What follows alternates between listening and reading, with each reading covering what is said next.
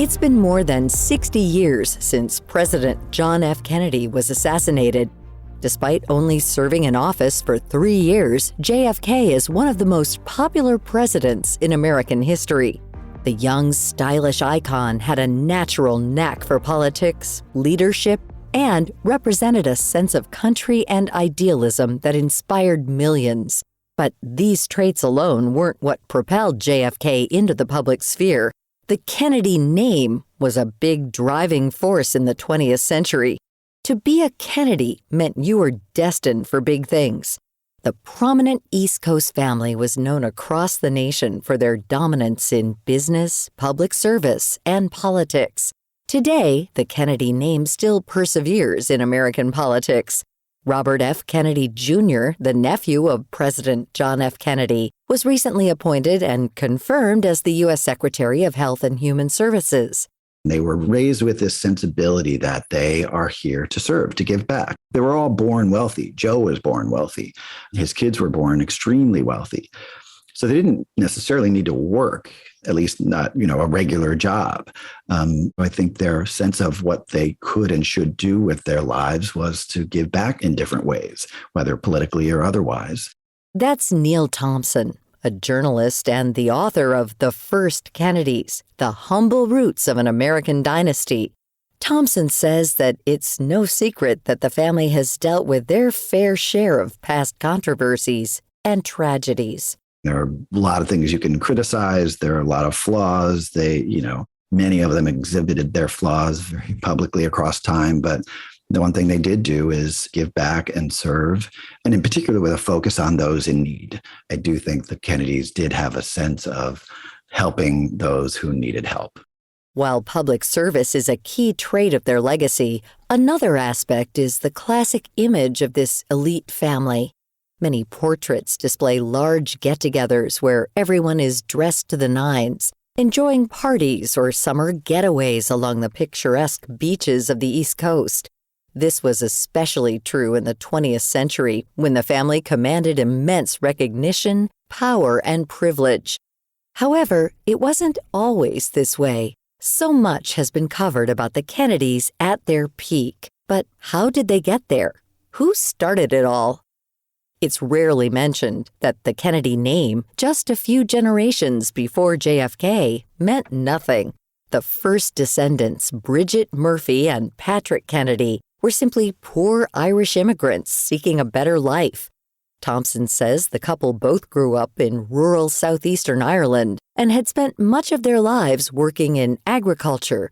But when the potato famine hit Ireland in 1845 and continued to worsen, life became very hard.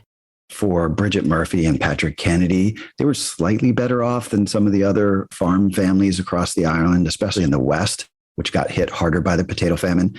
But still, it upended their lives completely, for sure. They did sort of live under the threat of eviction. I found evidence that their landlord was a little bit more gracious than some others and didn't threaten to kick them out when they were a little bit late on the rent, which happened often.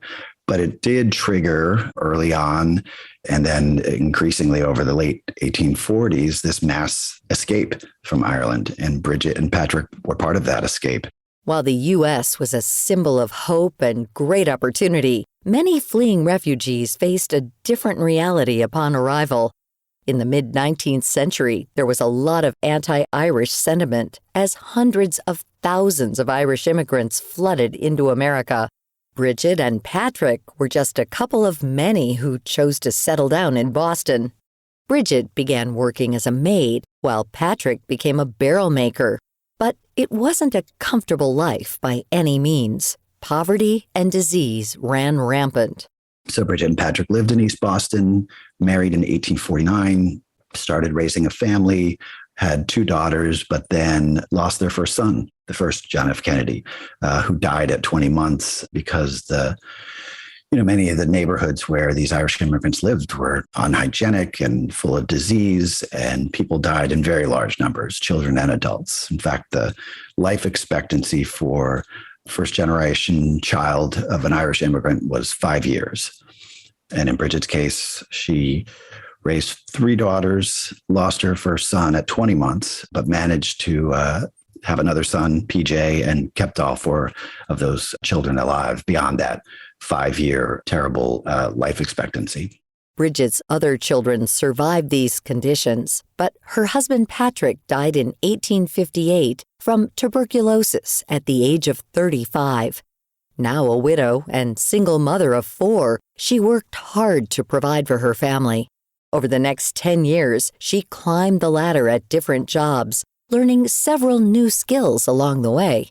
In time, decided to go into business for herself, and she opened her own grocery store sometime around the end of the Civil War in East Boston, which was truly a remarkable feat because there weren't many female business owners at that time, and even fewer were female Irish immigrant widows. So for her to open her own business and have that business succeed, a business that she owned for the rest of her life, caps off this remarkable ascent for this woman who came poor with nothing, faced hardship after hardship with the loss of her son and then her husband, but shows this ambition and grit and tenacity and savvy and becomes kind of a community fixture. In time, she was able to buy the building where her grocery store was occupied and then bought the building next to that and became, remarkably to me, a landlord, leasing out the apartments above to incoming Irish immigrants. 2 of those immigrants became her sons-in-law. So she became a very well-known and trusted and respectable neighborhood business leader. From nothing, Bridget was able to carve out a name in America for her children and future generations.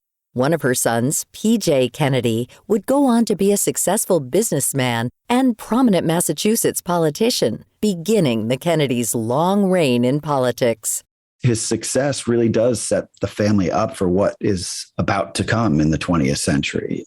You know, other histories of the Kennedys focus on Joe Kennedy, JFK's father, RFK's father, and the successes that he had in business. But it really all started with PJ, you know, not just his political success, but his business success, and not just in the saloon and liquor business, but he went into banking. He got involved in real estate. He was part owner of a coal company. He was just wildly successful at anything he got involved in, and gave those skills to his son, Joe, who chose not to get involved in politics, but was a huge success in business, and then in turn pushed his own children to get involved in politics or public service. One of those children he pushed was John F. Kennedy, who would become a U.S. Senator and then president in 1961. While the Kennedy men had many triumphs, it's important to remember that without the perseverance of Bridget Murphy Kennedy, the Kennedy name would be far less predominant today. To find out more about this topic and our guest, Neil Thompson, visit viewpointsradio.org. Also, check out his book, The First Kennedys, The Humble Roots of an American Dynasty, available online and in bookstores now. For more behind the scenes, visit viewpointsradio.org. This segment originally aired in April 2022 and was written and produced by Amira Zaveri. Our studio manager is Jason Dickey. I'm Marty Peterson.